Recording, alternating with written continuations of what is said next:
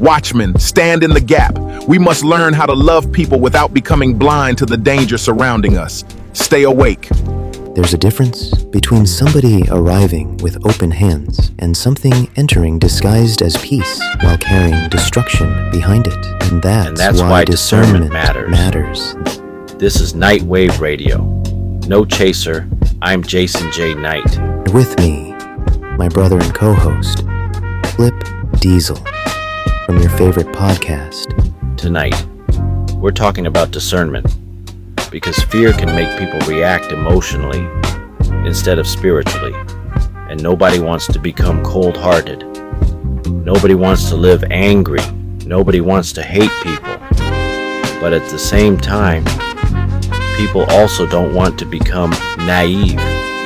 And I think one of the biggest struggles people are having right now is trying to figure out, how do you love people without becoming blind to danger? And that's a hard conversation now, because the second people bring up concern, everybody immediately wants to throw them into a political category. But I think the real tension runs deeper than politics. Jason, because some people ain't wrestling with hate, they're wrestling with trust. Exactly. And I think there's a difference between migration and force.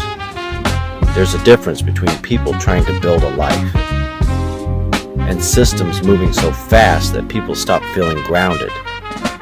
And honestly, fear complicates all of it. Because once fear enters the conversation, people either become hardened or they stop discerning completely. Both are dangerous. That's why I thought about the story of Troy. The Trojan horse didn't arrive looking dangerous. It arrived looking like a gift. And sometimes the most dangerous things in life don't come through the front door looking like war. Sometimes they come looking harmless, friendly, useful, welcomed. That's why discernment matters. And listen. That doesn't mean every stranger is evil. That's not what I'm saying. Because scripture also talks about welcoming the foreigner, loving your neighbor, showing hospitality. The Bible is clear about that too. But at the same time, the Bible also talks about watchmen, people willing to stay awake, people willing to stand in the gap, people discerning what's approaching the gate. Ezekiel 22:30, and I think somewhere along the way, people started acting like love means abandoning discernment. It doesn't.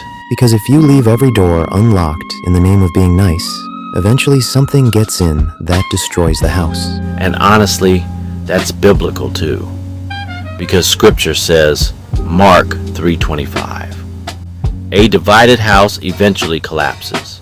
And I think people are afraid of that right now. Afraid of instability, afraid of losing order, afraid of losing trust in the systems around them. But fear can distort discernment too. Because nobody wants to become cold-hearted. Nobody wants to live angry. Nobody wants to hate people.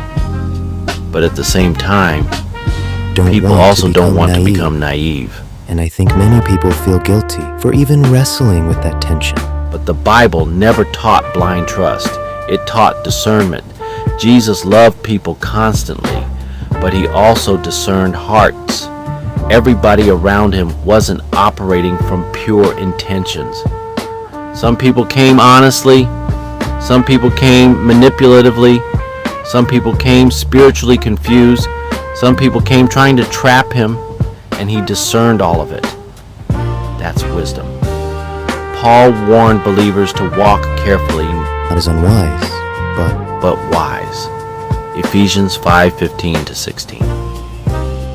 And honestly, fear messes discernment up both ways. Some people get so scared they trust nobody. Other people get so scared of sounding judgmental, they stop paying attention completely.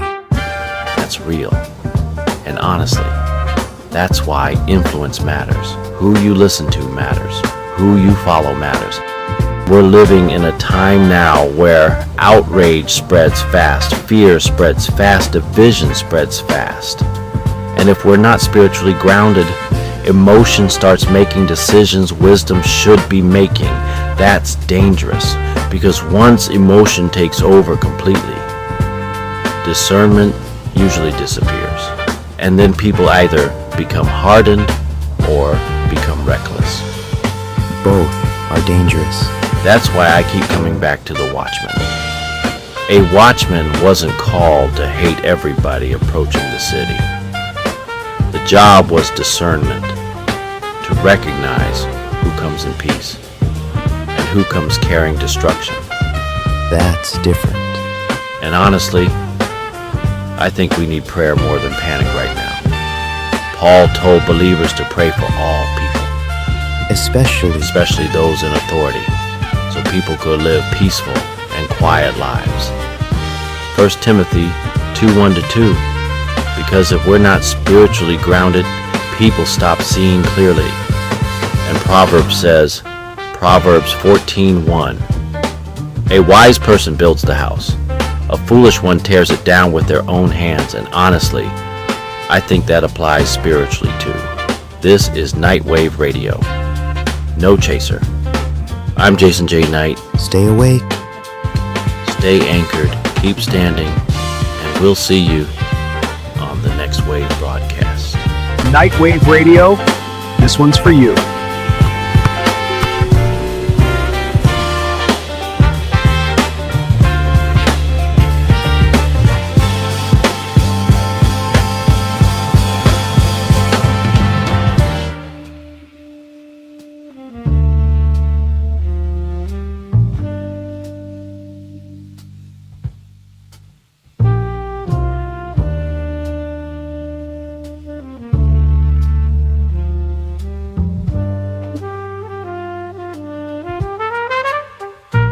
Nightwave Radio, broadcasting from the edge of the court. If this spoke to you, share it with someone who needs a little courage tonight, and we'll see you on the next broadcast. Whoa! This is awesome! Yeah! Let's go again!